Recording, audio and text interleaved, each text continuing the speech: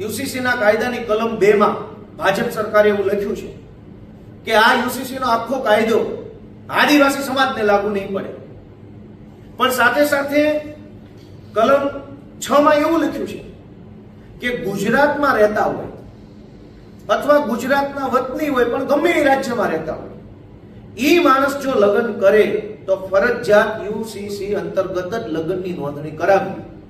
હવે લોચો જુઓ કે ગુજરાતનો કોઈ આદિવાસીનો દીકરો કે આદિવાસીની દીકરી બિન આદિવાસી સાથે ગુજરાતમાં જ લગ્ન કરે તો એક વ્યક્તિને કાયદો લાગુ નહીં પડે, બીજાને લાગુ પડશે તો નોંધણી કયા નિયમ પ્રમાણે કરવી?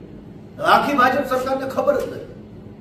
આદિવાસીનો દીકરો બિન આદિવાસી છોકરી સાથે લગ્ન કરે તો નોંધણી કયા નિયમ પ્રમાણે કરવી? આદિવાસીને તો યુસીસી લાગતો નથી, આ બાજુ લાગે છે તો એકને લાગ્યો ને એકને ના લાગ્યો.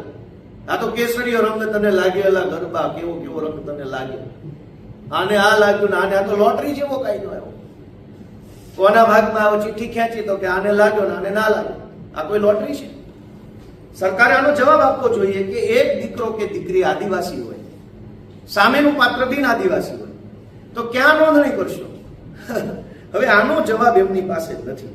બીજું એમણે એવું કીધું કે 60 દિવસમાં લગ્નની નોંધણી કરાવવી ફરજિયાત છે, ના કરાવો તો સજા અને દંડ.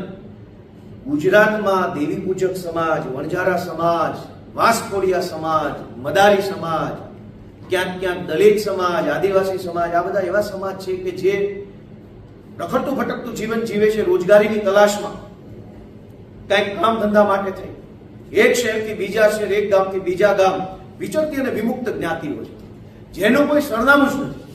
હવે જેનું સરનામું નથી એ નોંધણી કરાવવા જશે ક્યાં? અને નોંધણી નહીં થાય તો સરકારે એને સજા કરવાની છે. તો આ વાત મેં પાછી વિધાનસભામાં મૂકી તો ભાજપના માણસોને ખોટું લાગી ગયું